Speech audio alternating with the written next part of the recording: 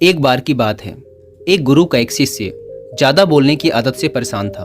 वह जब भी किसी से मिलता तो मिलने के बाद अपने मित्रों के सामने उस इंसान के बारे में अपने विचार देना शुरू कर देता। उससे कोई पूछे या ना पूछे, वह अपने आसपास की लगभग हर चीज़ के बारे में अपनी राय बता देता। आश्रम में रहने वाले लगभग हर छात्र और शिक्षक के बारे में उसकी अपनी सकारात्मक या नकारात्मक राय थी, जिसे वो बिना सोचे समझे लोगों के सामने रख देता।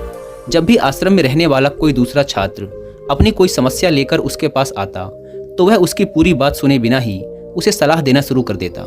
वह अक्सर अपने मित्रों से कहता रहता कि तुम्हें ये काम ऐसे करना चाहिए था, वो काम ऐसे करना चाहिए था।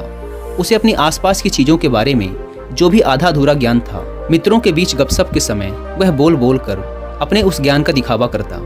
उसकी इन हरकतों की वजह से आश्रम का कोई भी छात्र या शिक्षक उसे गंभीरता से नहीं लेता था। अक्सर उसके साथ पढ़ने वाले छात्र उससे दूर रहने की कोशिश करते, क्योंकि वह हर बात पे उन्हें सलाह देने लग जाता था। कोई भी उसे अपना मित्र नहीं बनाना चाहता था, सब उससे दूर रहना ही पसंद करते थे। और अक्सर आश्रम में रहने वाले दूसरे छात्र उसकी पीठ पीछे उसकी इन आदतों की वजह से उसका मजाक बनाते। उस लड़के को भी पता था कि उसकी ज़्यादा बोलने की आदत की वजह से कोई भी उसे पसंद नहीं करता। वो भी अपनी इस आदत को बदलना चाहता था, लेकिन वो चाह कर भी हर बात पे अपनी राय देने की आदत को छोड़ नहीं पा रहा था। एक दिन वो अपने गुरु के पास गया और अपनी सारी समस्या गुरु को बताई। गुरु ने कहा, बेटा, ज़्यादा वही इंसान बोलता है जिसे लगता है कि वो सब कुछ जानता है।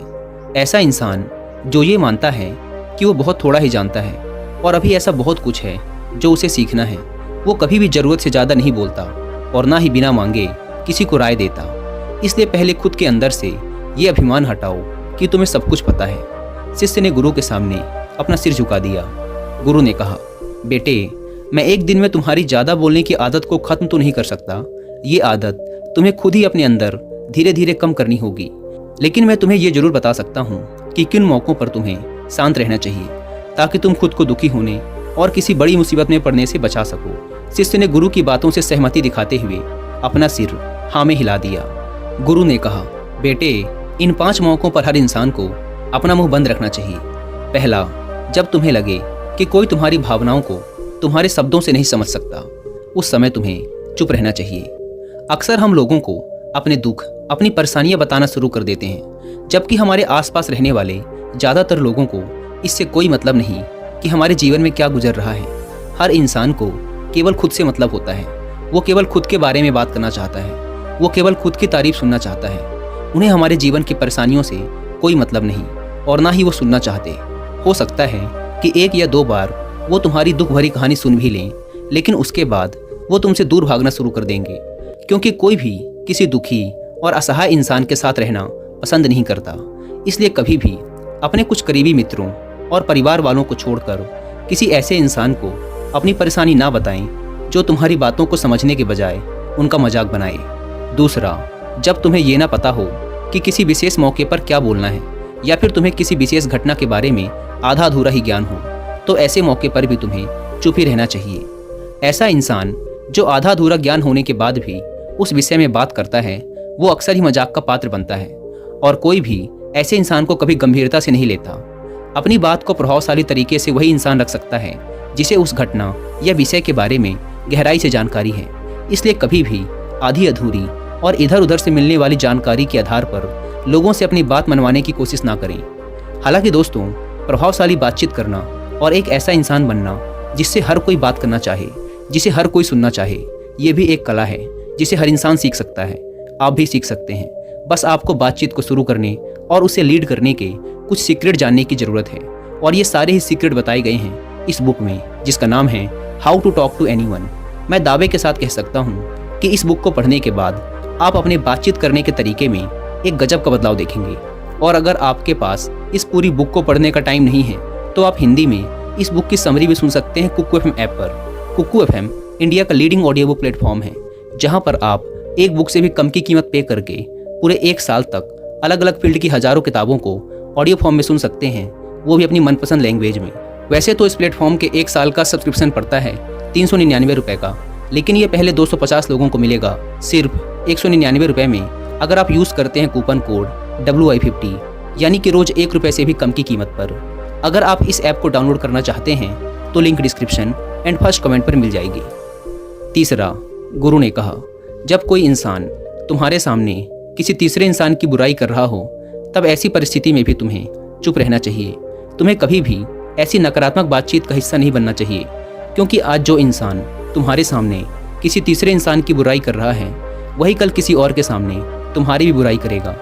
और इस बात की ज़्यादा संभावना है कि आज तुमने उसकी हाँ में हाँ मिलाने के लिए तीसरे इंसान की जो बुराई की है, कल रिश्ते ठीक होने पर वो उस तीसरे इंसान से भी कहे कि तुमने उसके बारे में क्या क्या कहा था।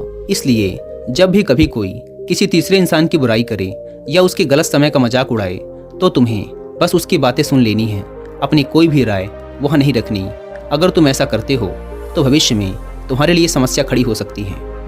गुरु ने कहा, चौथा, जब कोई तुम्हारे ऊपर गुस्से और घृणा से चिल्लाए, तुम्हारा अपमान करने की कोशिश करे, तब ऐसी परिस्थिति में तुम चुप रहकर सामने वाले के गुस्से और घृणा को कम कर सकते हो। साथ ही तुम स्थिति को खराब होने से बचा भी सकते हो। जब तुम सामने वाले के क्रोध का जवाब क्रोध से ना देकर उस समय चुप रह जाते हो, तब यह बात उस क्रोध करने वाले इंसान के दिल में लगती है।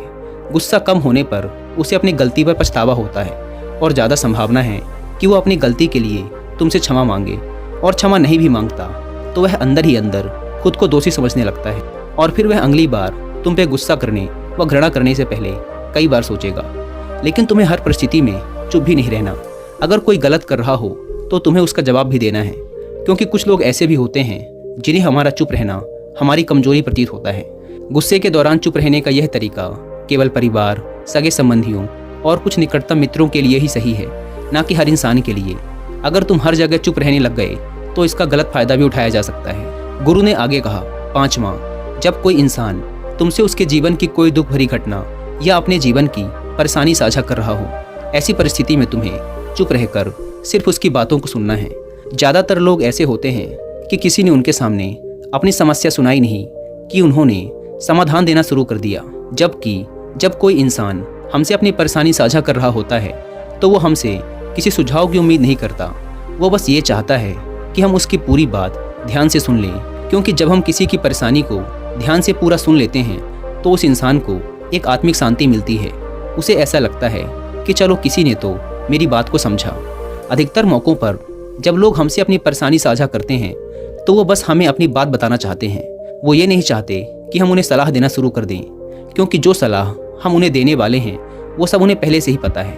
परेशानी के समय में किसी इंसान को सांत्वना देने का सबसे अच्छा तरीका है कि हम बस उस इंसान की पूरी बात को ध्यान से सुन लें। जब हम लोगों की बातों को बिना उन्हें बीच में रोके और बिना किसी सलाह दिए पूरे ध्यान से सुनते हैं तो उनकी नज़रों में हमारे लिए सम्मान और स्नेह का भाव पैदा हो जाता है। हम ज़्यादा गंभीर, समझदार और शांत दिमाग वाले इंसान प्रतीत होते हैं। इसलिए अब जब भी अगली बार तुम्हें कोई अपनी परेशानी बताए तो बस उनकी बातों को ध्यान से सुन लेना, और जब तक वो तुमसे ना मांगे तो उन्हें किसी भी प्रकार की सलाह मत देना। गुरु ने कहा, मेरी एक बात हमेशा याद रखना, जब तुम कम बोलते हो तो लोग तुम्हारी तरफ ज़्यादा आकर्षित होते हैं कि तुम क्या हो और तुम क्या सोचते हो। शिष्य ने हाँ में सिर हिलाया। शिष्य अब गुरु की बातों को समझ चुका था कि उसे किन किन परिस्थितियों में शांत रहना है। उसने यह भी जान लिया था कि कम बोलकर वह आश्रम में अपनी प्रतिष्ठा वापस पा सकता है। उसने गुरु को धन्यवाद किया और वहाँ से चला गया।